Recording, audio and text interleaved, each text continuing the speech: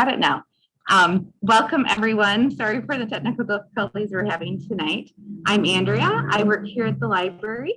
And this is Donna, our garden guru from the Master Gardeners volunteers from Wood County. She's presenting about planting bulbs now in the fall, so you have beautiful spring in your garden. Super excited about the program tonight.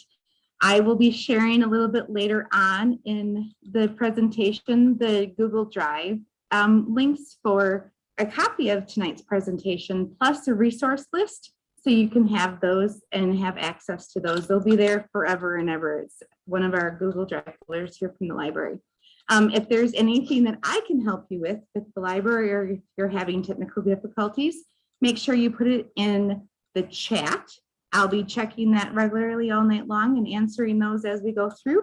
If you have a question for Donna, our expert here, put it in the Q&A section. You can see it along the bottom. If you just click Q&A and you can type your question in there. Please go ahead and ask them throughout the show, and I'll let Donna know that there's a question there and she can answer it while we're doing it. So I'm going to let the expert take over, and thanks for joining us tonight. Okay, I'm going to start my screen share here, and hopefully we can get going right away. All right. There we go. Okay, I'm going to try and I guess maybe it's better up there. Okay, but I'm going to try to minimize this box. Okay, all right. We're going to be talking about tips and tricks planting bulbs. So bulbs are one of the most versatile plants you can put in your garden. There are two kinds of bulbs. Fall planted bulbs are known as hardy bulbs because they can withstand being in the ground over the winter. And spring planted bulbs are known as tender bulbs because those have to be lifted again in the fall because otherwise they will be destroyed by freezing during the winter. Bulbs are really useful in the landscape. They're generally pretty easy to grow. You pop them in the ground, you water them a little bit, you water them some during the growing season, and then you let them go dormant and you wait for the next spring. So in addition to that, they're very colorful additions to your garden. And most people, by the time we get to the spring bulb season, are pretty tired of just seeing white outside all over or brown. And so those first pops of color in the spring are really, really welcome. And people are just kind of smiling whenever they see bulbs in the garden in the spring. They're also relatively inexpensive compared to other garden plants. You can get very expensive bulbs, of course, but many of the common bulbs are relatively inexpensive. If you buy in greater quantities, you get an even better deal. Bulbs are also very flexible. You can pop them into small areas in between perennials, even like in hostas, and then it looks like the bulb is blooming out of your hosta as the leaves are just starting to unfold. And so because they are very small and take up a very small space, you can be very flexible about where you put them in the landscape. And bulbs are compatible with most other plants. Bulbs come up in the spring, they bloom, and then by the early summer, they have died back. So you can have the rest of your garden, your perennials and annuals, and the bulbs will no longer be in the landscape. So for those reasons, it's a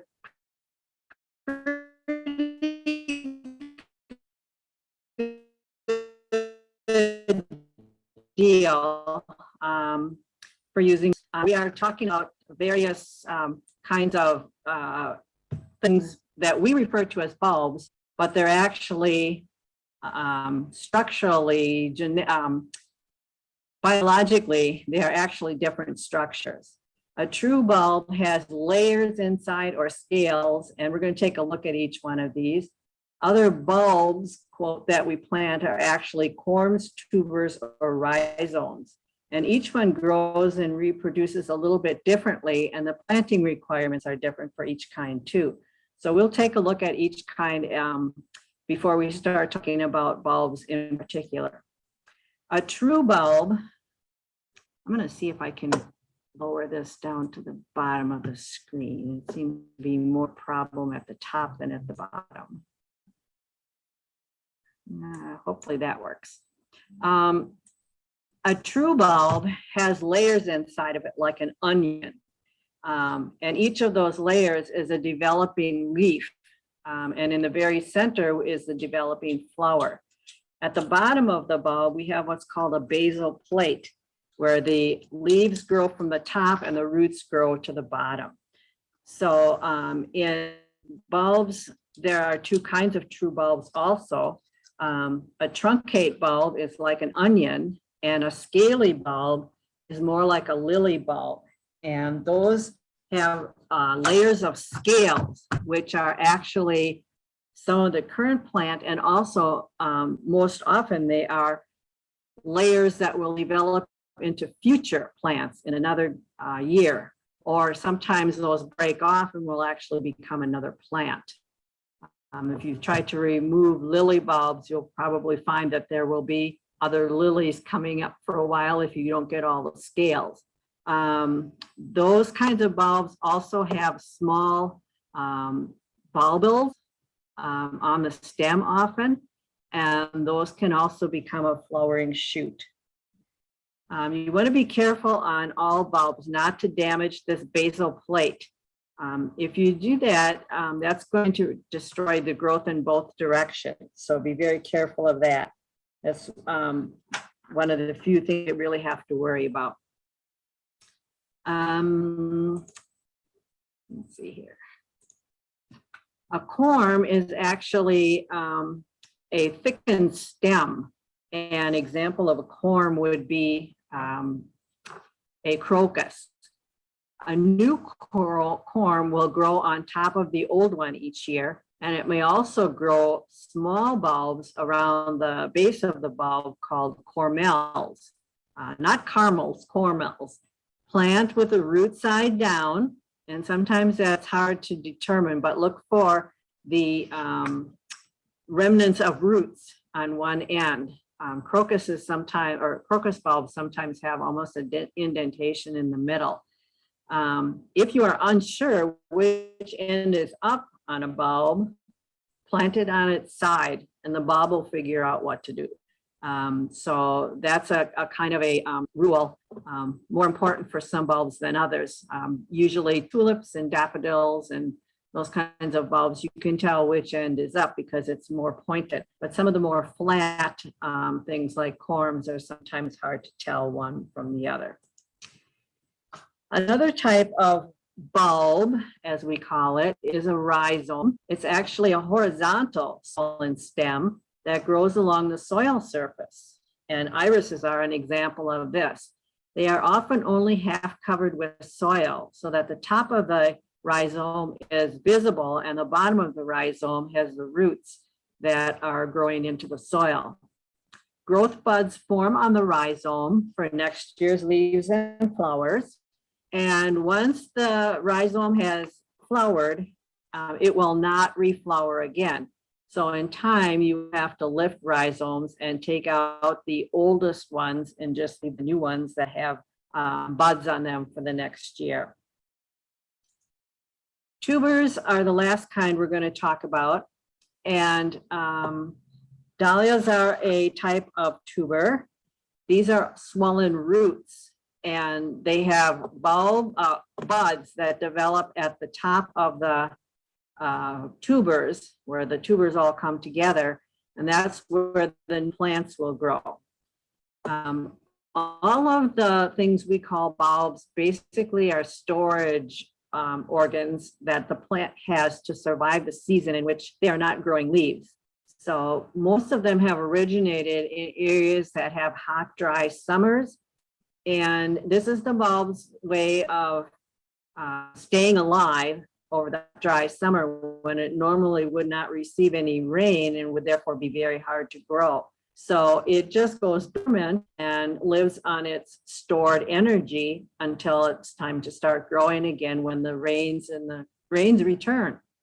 So tubers can usually be divided as long as you have one or more bulbs at the top of the tuber. So this could probably be divided into however many buds are on the top, and it might be 6 or 8 plants that you could from this one tuber. There are several general requirements for fall planted bulbs. As I said, most originate in a hot, dry climate, and their dying back is a coping mechanism.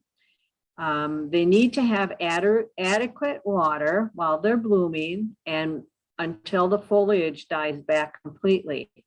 After that, hot, dry conditions are favorable for bulbs, and good drainage is important. Heavy clay is not the best soil for planting bulbs, especially for tulips. You want to be sure that where you plant the bulbs is not an area that has water standing in it often in the summertime, or it is not an area that is irrigated heavily or watered heavily, because the plants that you are planting the bulbs between require very moist soil or continuous watering. So good drainage is important, no standing water. If the water tends to stand there or the ground is too wet, the bulbs will actually rot. So that's one of the few dangers that we have in having bulbs in our gardens, is that you have to watch where you put them so they're not too wet during the summertime dormant season. Bulbs also need adequate light. 6 hours of sun is recommended. And many of our bulbs can be growing under trees, especially the really early spring bulbs, because by the time the trees leaf out and provide a lot of shade, they are already dying back and disappearing. But until the leaves die back, they do need sun to restore the energy back into the bulb that the plant used in order to grow the flower stalk and the leaves in the first place. It's a good idea to research individual requirements of bulbs before planting. You can find that information a lot of times in bulb catalogs by researching. I'll tell you at the end, of course, how you research things to find accurate answers. But if you're dabbling into a bulb that you've never grown before, it's a good idea to research what kind of growing conditions it needs and if there's anything special that it needs.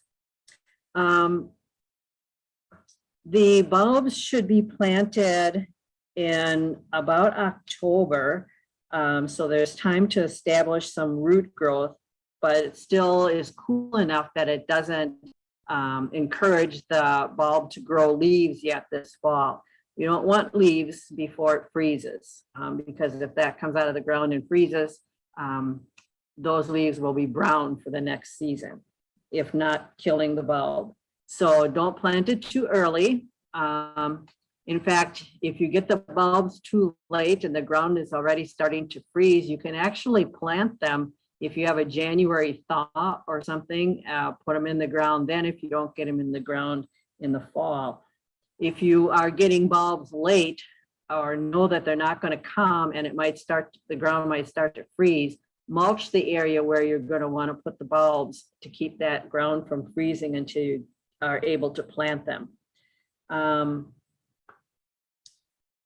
see.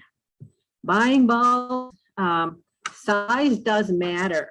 The bigger the bulb, the better. It's going to provide more flowers, bigger flowers, and they should be heavy and firm for their size. If they're very light, they are probably dehydrated and will likely not grow. If the bulb should have a papery coating on it, like daffodils and tulips, that papery coating, that brown coating, should be intact on the bulb. A bare bulb will be more exposed to things that could cause it to rot or diseases and that sort of thing. You also want to look them over carefully and make sure that you can't see any visible mold or disease. They should be shriveled. They should not smell funny. Also, no nicks or bruises, especially to the basal plate on the bottom. But even nicks and bruises in the side are places where organisms can enter that cause disease or rot.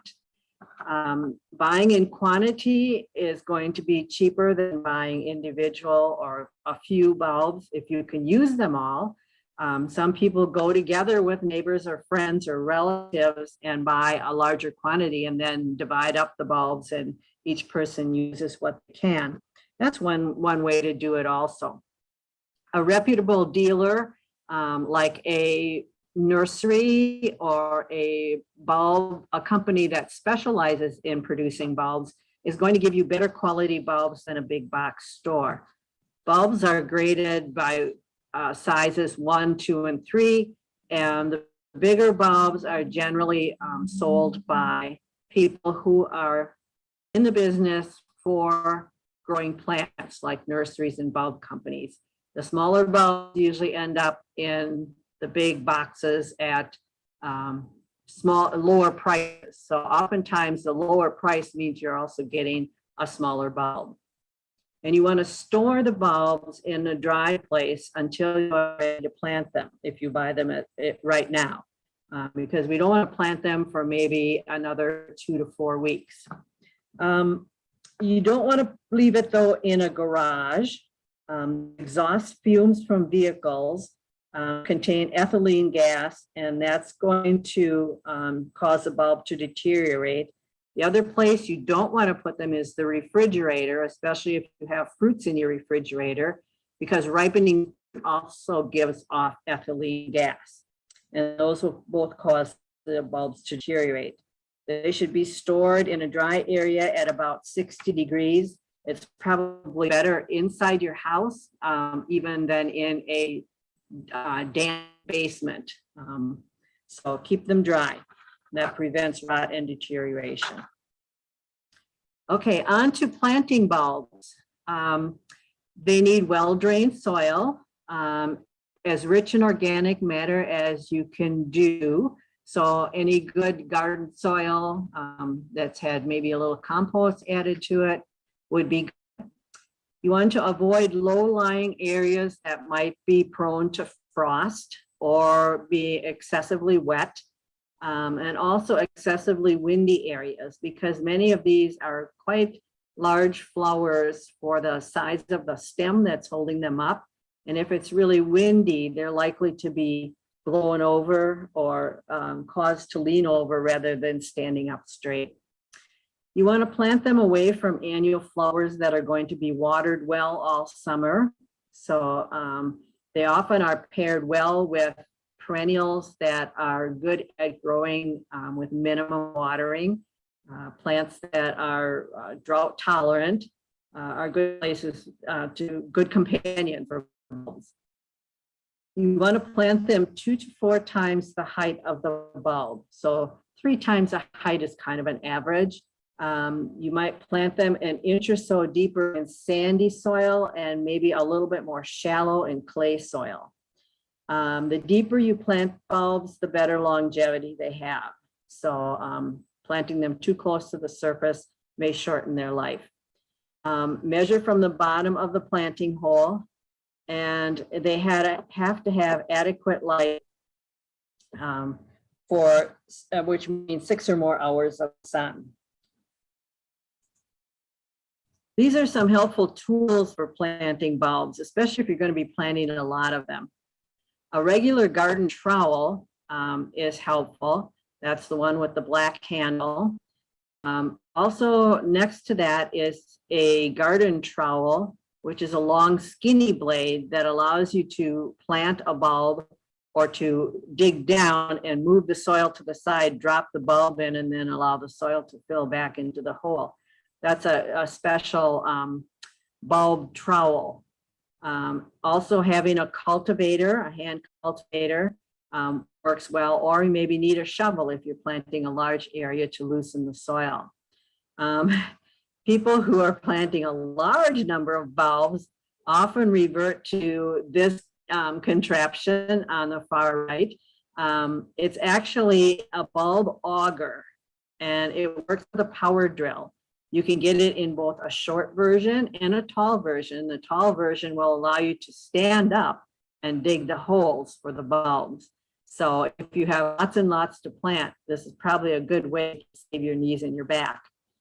If you have the drill that you can work with the auger on it.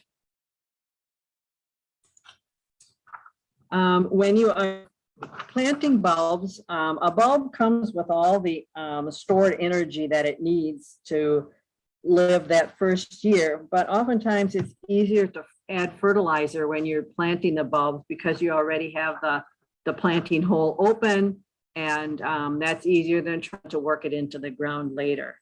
So at planting time, you can add bone meal at 5 to 6 pounds per 100 feet, or an ounce or 2 tablespoons per square foot. Another thing that can be used for fertilizing bulbs is super phosphate at half that rate, or bulb fertilizer at 2 pounds for 100 square feet. The advantage of the bulb fertilizer is that it's not made with the bone meal. The bone meal will tend to attract rodents. So if you have trouble with rodents in your gardens, chipmunks and squirrels and that sort of thing, you might want to avoid the bone meal, or you may also have provide some kind of deterrent for those animals. And some of the common ones that will keep them away is adding hot pepper to the bulbs in the planting hole or in the dirt going up that you fill the hole with. The spray that you use to deter them, like liquid fence or whatever, they are organic sprays. They're usually egg solids, garlic, sometimes adding a little hot pepper. So they are not what we would call chemical sprays if you're worried about putting chemicals in your garden. So those would be more organic, more natural. So you don't have to worry about that. In spring, in following years, you might want to add bulb fertilizer at 2 pounds per 100 square feet, and just kind of rake it in lightly with a cultivator. You want to be real careful though in the spring that you are not going so deep that you are going to damage the emerging leaves. In fall or after the leaves have died back would be another time that you would be able to fertilize, and again, lightly rake it in and then water. But generally you need to do it only once a year, either early in the spring or in the fall. Water when you fertilize to help carry that down into the soil. Another disadvantage of the superphosphate or bone meal is that it contains basically phosphorus. And we've done a little bit more research, and we find that bulbs actually need some nitrogen and potassium too. So you can see the numbers there. The bone meal is 1,11,0, which means it's the middle number is phosphorus. It's really high in phosphorus. The first number is nitrogen, which has very little of. The superphosphate has nothing but phosphorus, whereas the bulb fertilizers have about twice as much phosphorus as potassium and nitrogen. We're kind of leaning more towards bulb fertilizer for the reason that it doesn't attract critters, and also it's a little bit more balanced fertilizer. Okay, once the leaves have died back, you really have nothing to do with the bulbs at all. So, but you need to wait until the foliage dies back by itself. Don't braid it, don't cut it off, don't tie it up. Just allow it to be there, and it'll be green for a while because it's soaking up energy from the sun and creating all the parts of the underground bulb that it's going to need to bloom for the following year. And then eventually, when it has enough of that stored up, it will start to yellow and back. By planting bulbs in between other plants, you can kind of hide this dying foliage so it doesn't look so so bad, so dead in the middle of your garden. You cut off the spent blooms too as soon as it's done flowering, because otherwise the bulb will tend to use a lot of energy trying to create a seed next year. So if you cut off the blossoms, cut them off very close to the spent bloom, and leave most of the stem there, because the stem will also generate more energy. In the winter, you can mulch 2 to 3 inches over the bulbs to avoid frost heaves and to insulate the ground. If you have it growing among other plants and you leave the leaves on those plants to protect the crowns of those, that will also help protect the bulbs. You need to remove the mulch though as soon as the growth starts in the spring, so the leaves green up and start providing energy right away for the flower. A very light mulch can be left on if you only have like a ½ an inch or so, maybe even up to 1 inch. The new leaves will grow through that, and that will help keep moisture in the soil while the bulbs are blooming, and also keep down weeds. Light frosts in the spring generally do not harm the new leaves. However, if you're going to have an extremely cold snap after the buds start showing up, you might want to cover the leaves and the buds if there's going to be a really heavy frost or freeze, because that could damage the flowers. The leaves are really tough. They're used to coming through the ground when it's still almost frozen. So cover if you're going to have a really late hard freeze, frost or hard freeze. Some bulbs, the really early ones, actually come up through the snow, and so you really don't have to do anything. But when we're talking about tulips and daffodils, those usually don't come that early, and so they could be damaged by really, really cold weather later in the year. Oh, here we go.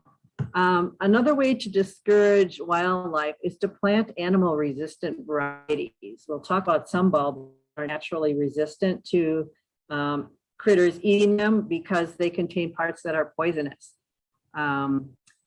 If you are not planting those, and tulips are one of the favorites of deer. So if you have deer, you will have to do something to protect your tulips. One year I had them blooming within 1 foot of the foundation of my house, and the deer came and took a bite out of the middle of each one, took the bud out of each tulip plant. So you will have to do something. The other problem is critters digging things up in the fall. Right after you planted it, you go outside the next day and find the bulbs all over the place, on top of the ground and scattered in holes where they were. And usually that's chipmunks or squirrels. Rabbits do their damage, and deer above the ground. Chipmunks and squirrels burrow down to, they like that fresh, loose soil. So one of the things you can do is create a cage made out of chicken wire. And what is, you take a piece of chicken wire and you cut, as you see the little red lines here, fold down the parts on both sides and on both ends, tuck them under, so you actually have a little box. And you put that box over the bulbs upside down, so the open is on the bottom. The leaves will grow through the mesh. You can either have a ½ inch wire mesh, or you can use a chicken wire. And the leaves will have no problem finding their way through that mesh. And the squirrels become very discouraged when they're digging down and all of a sudden they hit this metal box. And it makes digging very, very difficult. So that's another way you can use to discourage, especially the critters that like to dig up the soil. Some common problems that happen with bulbs. If bulbs don't bloom, these might be some of the reasons. Number one, the bulb have rotted in the ground. So if you planted it now and it just didn't come up, it could have rotted if the ground remained too wet over the winter and in the early spring. It's probably more common in following years after you've planted it, if you water a lot during the summer and that ground stays too wet. Animal damage, we talked about things burrowing underground or digging up the bulbs, and you not have noticed that the animals were doing that, and you wondered where your bulbs went or why they didn't bloom. That could be a reason. Improper storage or transit before planting. We talked about that ethylene gas that kind of makes the plant abort flowering. Storing near apples, which produce the ethylene gas or exhaust from cars. Not having enough light, in other words, not enough sunlight. It's too shady where you planted the bulbs. If you cut back the leaves prematurely while they're still green, the bulb will not store enough energy to produce a flower the next year. And some bulbs do naturally decline after 2 years or so. Tulips are one of the ones that are kind of noted for being good for a couple of years and then they kind of just disappear. And for some reason, that's just a tulip thing. Bulbs can also be overcrowded and need to be thinned and replanted. So if you have a stand of bulbs like daffodils and bloom wonderfully for about 3, 4, 5 years, and all of a sudden you notice, I only have about a third maybe of the blooms that I usually have. It could be that the bulbs are overcrowded. And so if you dig them up, take out the small ones, replant them, spread them out a little bit, share the ones that you don't need and replant them, they'll probably do much better the following year. If your bulbs are going to arrive too early or too late, we said if you're going to get them now, you're going to store them in a dry pipette. And if they're going to arrive late, they're going to be late, and it might be freezing in the ground before you get around to planting them, mulch the space outside, and that'll keep the ground from freezing until you're able to plant.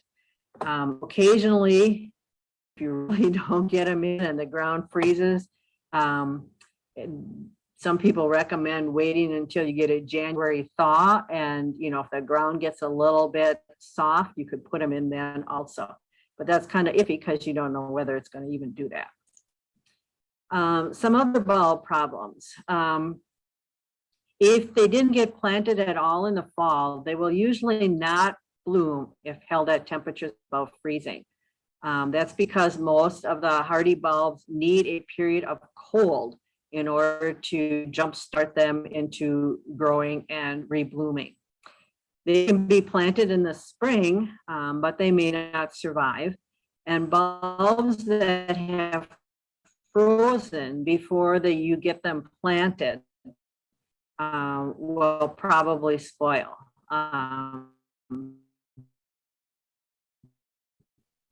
Just like many other plants, when they probably will not survive. If bulbs need to be divided, the best time to do that is after the leaves die back in the early summer.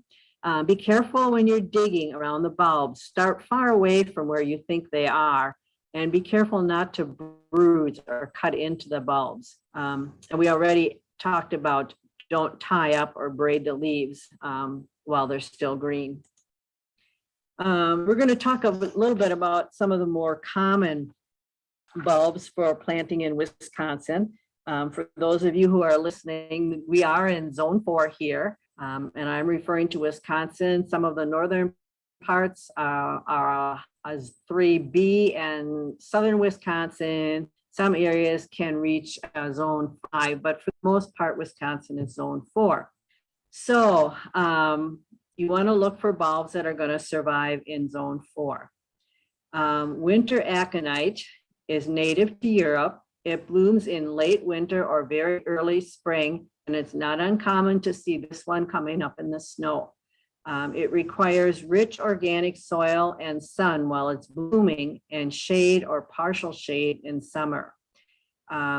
Keep it moist during the growing season, but it tends to like drought more in the summer.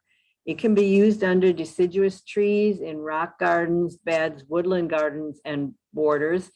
Tolerant of black walnut trees, which is something that is not common in a lot of plants we have. So it's one of the few things that you can plant under a black walnut tree or where a black walnut tree once lived. All parts of this plant, however, are highly toxic to human beings and can actually be fatal. And for that reason, they're also deer resistant because the deer won't eat them either.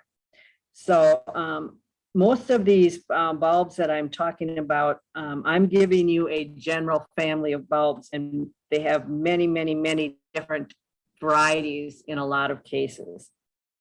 To propagate this plant, directly sow seeds in the fall or wait until it is done flowering and divide the clumps. There are numerous hybrid selections and species available. They're often difficult to distinguish between and maybe misidentified or mislabeled. So generally though, it's a yellow color. It's a very cheery, bright spring color. Another really early one is the crocus. This is native to the Mediterranean, Eastern Europe, and Northwest China. Again, there are many different varieties, everything from white and yellow to striped to bicolor to purple. You just have to choose one that's good for your zone and your growing conditions. There is a particular kind of crocus where the dried stigmas of the plant are actually plucked by hand with tweezers, and that is the spice saffron. This is a very expensive spice, as you can imagine, because you have to go around and pick each one of these up by hand. A crocus is a corm, and it prefers a sandy loam soil. And if you have a clay soil, add plenty of compost. It's not uncommon to see this one coming up with snow. The flowers open and close. They close at night and they close on cloudy days, and then they open up when the sun comes out. It's a good naturalizer, which means it spreads in lawns, sometimes even in lawns, borders, rock gardens, woodland gardens. The corm can be cooked as a vegetable. It is also tolerant of black walnut and deer resistant. So unfortunately, squirrels like this one too. So you have to protect this one from squirrels. These are not planted quite as deep, 2.5 to about 2.5 inches deep and about 2 inches apart. They can be planted pretty close together, like I say, 2 inches apart, and not be too much damage. They're often planted in masses.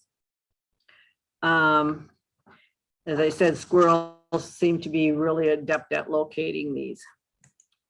Snowdrop is another pretty early blooming variety. It's native to Europe and Southwestern Asia. It likes full sun to part shade, organically rich clay or loam soil with good drainage. It spreads easily by seed and bulb offsets. It's a food source for early bees. And some of these really early blooming bulbs are really, really important food sources for the earliest bees that emerge from hibernation, because there's very little else blooming. So if we can provide some of these flowering bulbs early in the season, that's going to help our pollinators too. It's often used in rock gardens, winter gardens, and pollinator gardens. The flowers, leaves, and roots have a low toxicity, causing GI disturbances. So you don't want to have your children or animals eating them. It too is tolerant of black walnut and deer resistant. Let's see. If you are planting these in warmer climates that have a shorter winter, they may not last as long as if you're planting them in some of the colder climates. It tends to like to roam and spread out, so you might want to plant it where it has plenty of room to do that. This is a later blooming flower in the spring, called Crown Imperial or Fritillaria. This plant bulb is very hard to determine which side is up. And one of the things, it has kind of an indentation on the top, sort of a bowl shape. And you want to plant this one on its side to keep water from entering that indentation on the top where the previous stem was and causing the bulb to rot. But don't worry, the bulb will figure out which end is up. It's really good at doing that. So if you don't want these to rot in the ground, plant them sideways on their side. It's best for the back of the border as they can get up to 4 feet tall.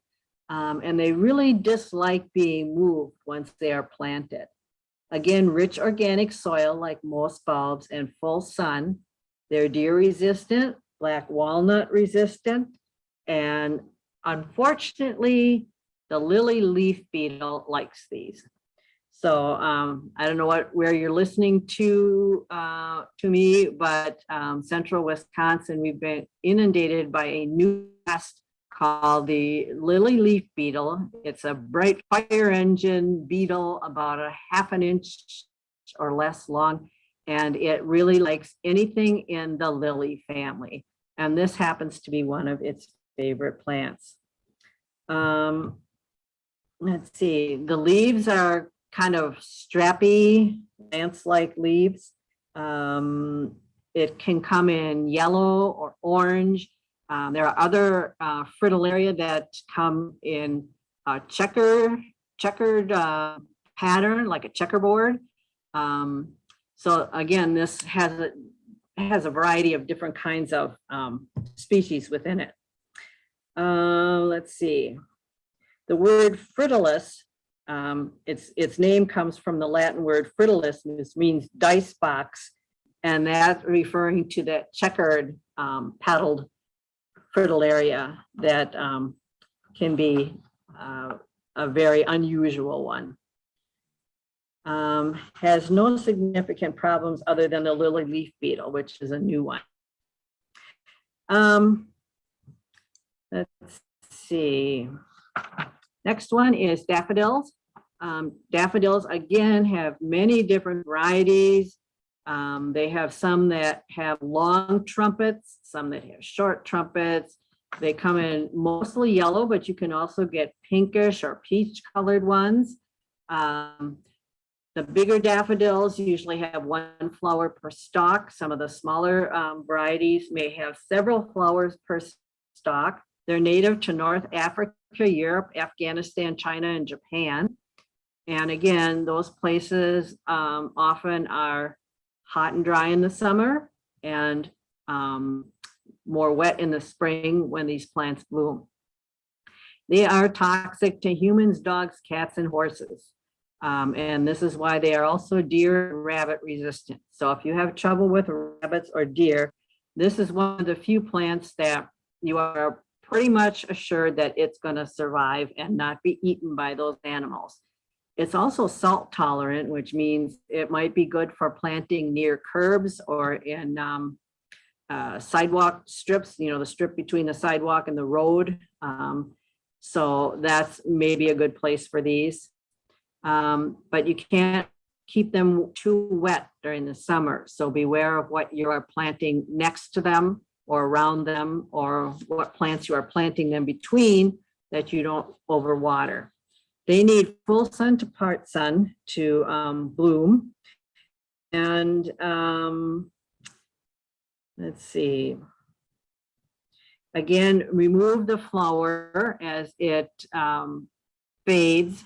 Otherwise, you'll probably get a pod on the top, and the plant is using a lot of energy to try to grow a seed pod there that it should be using to reproduce its energy for next year. Again, this is one of the ones that blooms a little later. Cover it if it is going to have hard frost or freeze after the buds start to show up. And we're talking about below about 23 degrees. So just a light frost is probably okay, but if it's going to really freeze good, you want to cover these. They're generally better if you put them in groupings of several bulbs in a small area, and then another grouping a little further away. They reproduce also by sending out bulbs or growing bulbs along the side of the original mother bulb. And so they might have to be thinned after a few years if they start blooming less or less less hardy. Let's see. Most serious insects or diseases can also cause skin irritation too. So you might want to use gloves when On light feed. On light feed, it's stuck on the post bloom. Okay, let's stop sharing and see what we got here. Oh, that one's there. Let me go grab the laptop and I'll make sure it's up. Oh, it's going. It was stuck on the post bloom one. Okay.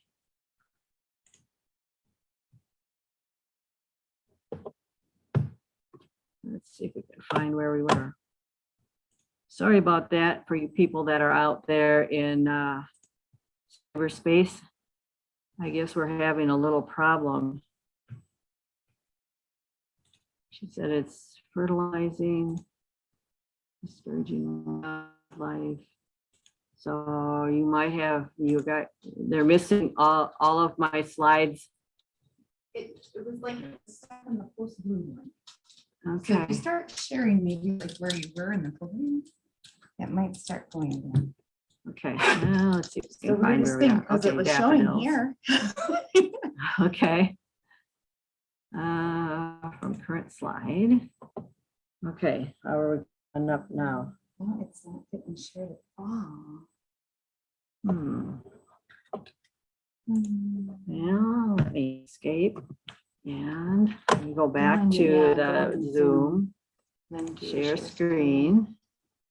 And I think that's ahead of where we were before, but we'll back up. Yeah, there. Got it again? Yes. It's your Okay. whole screen, but it's the current slide. Okay, daffodils. Oh, we must have missed this one. Okay, we'll back up a little bit. Glory of the snow. And then do like the full slide thing. Yeah, slideshow from current slide. Sorry, All guys, right. there. Yeah, technology is Ah, great when it works, but sometimes it doesn't. Oh, and thanks for Barb for calling in to letting us know it wasn't going.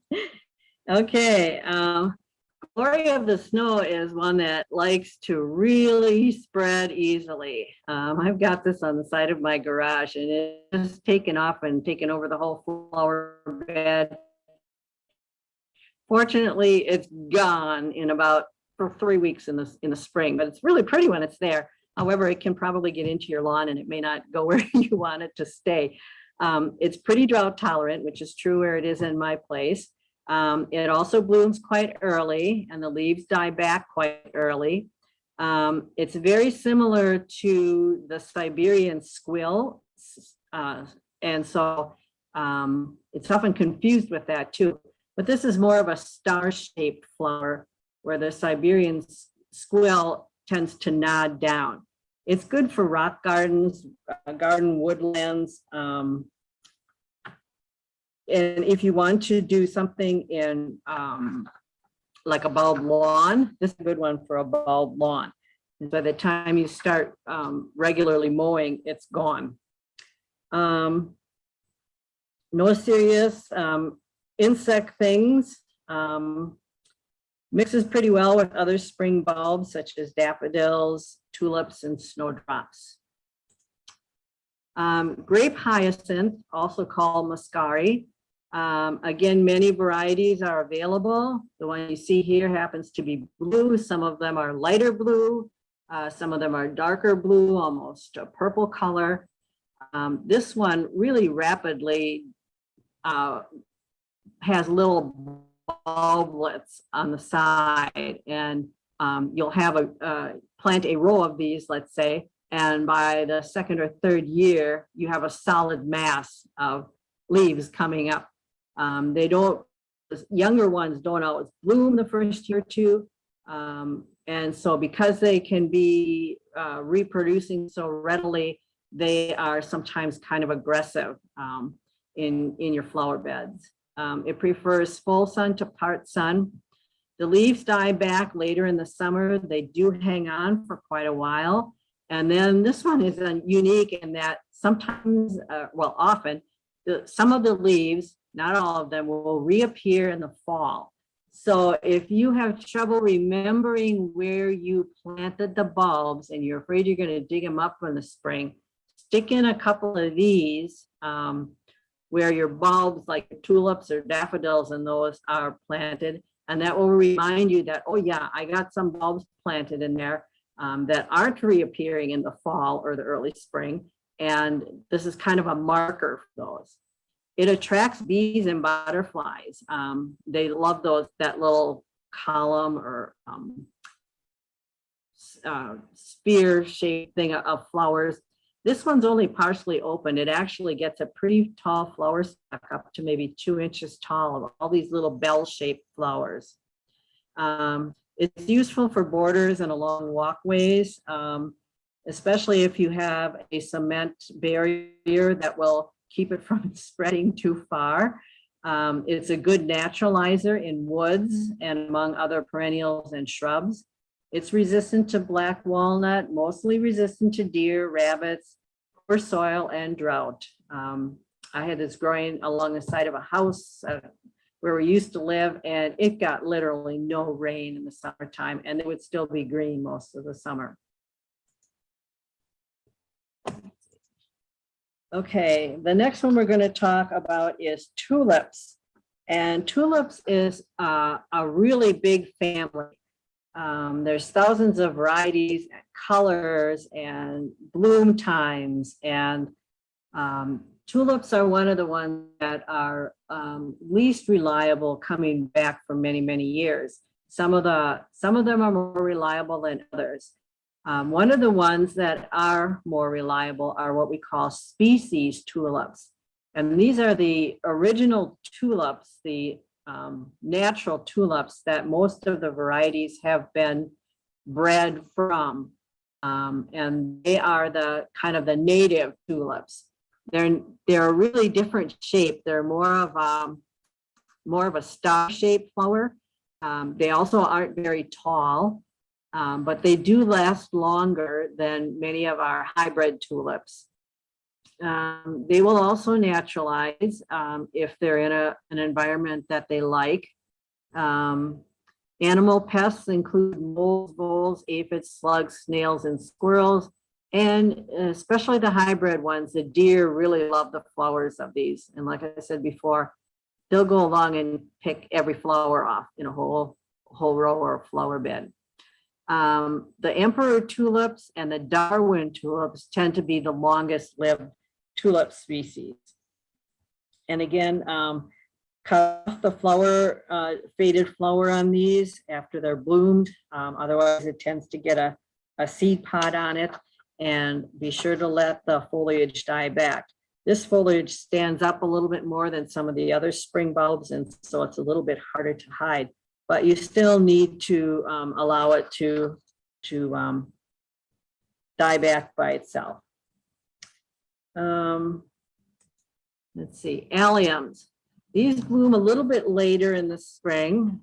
And again, there are many varieties, from golf ball size ones all the way up to the huge ones. You know, you see pictures in catalogs with a little kid holding this allium that is as big as their head. You don't want these to be growing in too damp conditions, though. That's one of the caveats for this. They are very attractive to pollinators. The ornamental alliums can cause stomach upset, so they're not, even though they're an allium, which is in the onion family, the garlic family, they should not be eaten. The spent flowers are often left in the garden for interest. It looks kind of like a fireworks and stays there. It can become very aggressive though if it's a seed. So if you don't want a lot of these, be sure that if you're going to leave the flower head for interest, that you shake out the seeds and get rid of those unless you want it to reseed really a lot. Some of the things people have done with these are to spray paint them different colors. Someone was telling me at our plant sale over the weekend, they sprayed some of them red, white, and blue. And people were asking them, where in the world did they get alliums in red, white, and blue? But they had actually spray painted them. They can be sprayed like that and held to put into other flower arrangements and things too. So it's kind of a neat flower that can be used even after it's done blooming in the garden. They should be planted about 6 to 12 inches apart.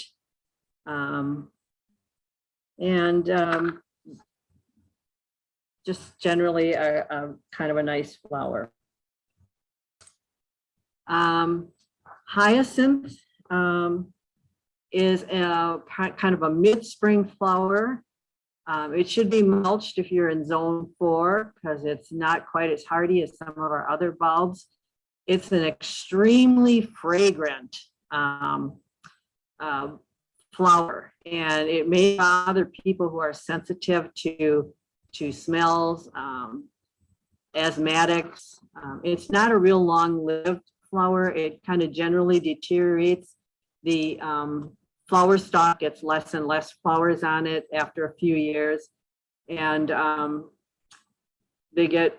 the whole bulb may disappear after a few years. Wear gloves when handling these bulbs because for some people, it gives them a skin rash. So it's also moderately toxic, causing stomach upset. And it's toxic to dogs, cats, and horses also. And for that reason, deers, rabbits seem to not bother it much. And it's black walnut resistant and drought tolerant. So it's a very, very fragrant flower. That's the thing you have to be aware of with the hyacinth. And then we have the hardy lilies. You can see up here in the far right corner, this is a native lily. There are 2 kinds that are very similar, a tiger lily and a Michigan lily. Most of the rest of the lilies we have here are not native to this region, just like many of our other bulbs are not native. They like full sun, but oftentimes they like shady mulched roots. These kind of plants are those scaled bulbs. Overly rich or overly moist soil can cause the bulb to rot, but at the same time, they also don't like to be real dry. So you kind of have to even out the watering. Many times, tall lilies have to be staked or they'll fall over. And it's important to deadhead the blooms on these. Aphids can transfer a disease called lily mosaic virus, and there is no cure for that. So if the plant gets it, there's no way to get rid of it. Unfortunately, these are also subject to the lily leaf beetle. And I know many people who have given up on growing them in our area because of lily leaf beetle. They are also toxic to cats. And many of the lilies have a very strong scent also. So for some people, that's almost overwhelming. It's mostly the oriental ones that have that scent. These native ones, you don't notice a scent. So that kind of takes care of some of the more common bulbs that we have that are successfully grown in this area. more information on growing specific bulbs, you can search the internet. You'll get the most reliable and researched information by using this process. You enter your search term and add extension or site:/.edu. For example, you would Google growing tulips extension or growing tulips site:/.edu, and then choose an extension site from a state, either the state you live in or a state with a similar climate. So we're in Wisconsin. If I can't find something from UW Wisconsin, I would look for something from Iowa, Michigan, Minnesota, maybe Illinois, although Southern Illinois gets pretty far south. Also over to the East Coast, there are states over there like Pennsylvania, again, that have kind of a climate similar to ours. So you wouldn't want to take information from a site in California or Texas or Florida, for example, because those have very different climates than ours, very different plants and very different diseases and insects and all of those types of things. So, but that will get you the best information and the most accurate information. Other resources that would be reliable and give you accurate, good information might be organizations dedicated to growing specific plants, like the International Bulb Society, the Pacific Bulb Society. If you're into hostas, the American Hosta Society, and most of their URLs, their location handles will end in .org. The least reliable sites are .coms, because anybody can be a .com. If they know nothing about bulbs, they can still go on and call themselves a bulb expert. So you want to look for something that ends in .org or .edu. So do we have any questions? I'm looking here. It looks like we have one. See if we can bring. Can you plant bulbs in containers? You have to be really careful with the hardy bulbs in containers, because a container will get much colder than plant a bulb in the garden or in the soil. The soil temperature, even in wintertime, probably gets down to maybe 17 degrees, whereas your outside temperature can get down to 20 below. And a container will get much colder. The dirt in a container will be more close to the temperature of the air. So many times bulbs don't survive. If you want to plant them in containers, you would need to insulate that container, bring it into an unheated garage, maybe even putting it in a box and packing some insulation around it so that it doesn't get much below the freezing point. So they don't do very well in containers in Wisconsin. And many of the hardy bulbs that we grow here do not grow well far down south because they need a period of cold to grow. And we have that, but down south they don't. So no, I would not suggest growing them in containers unless you're willing to, put them in a garage, probably in an insulated box. So that's something that you need to think about. They're better off in the ground. We are going to have a program next month on forcing bulbs for winter bloom. When you sometimes see that there are bulbs that are, you might have daffodils blooming in January or February. What you do in that case is just what I described. You plant the bulbs now, you put them in your garage. Most bulbs need a certain number of days, so you kind of have to know that, of that cold. And then when you want them to start growing and blooming, you bring them into the house, they warm up and they start to grow. And that's exactly the process you use in order to do that. So we have someone that's going to be talking about that next month, how to force bulbs for winter bloom.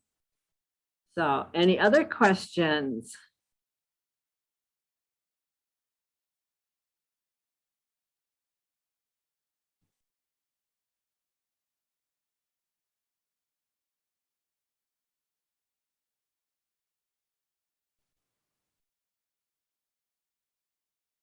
If not, then I'm going to sign off, and we'll see you next month, Garden Guru, and that will be on forcing bulbs for winter bloom, given by another master gardener besides myself. So until then, happy gardening and have a nice fall.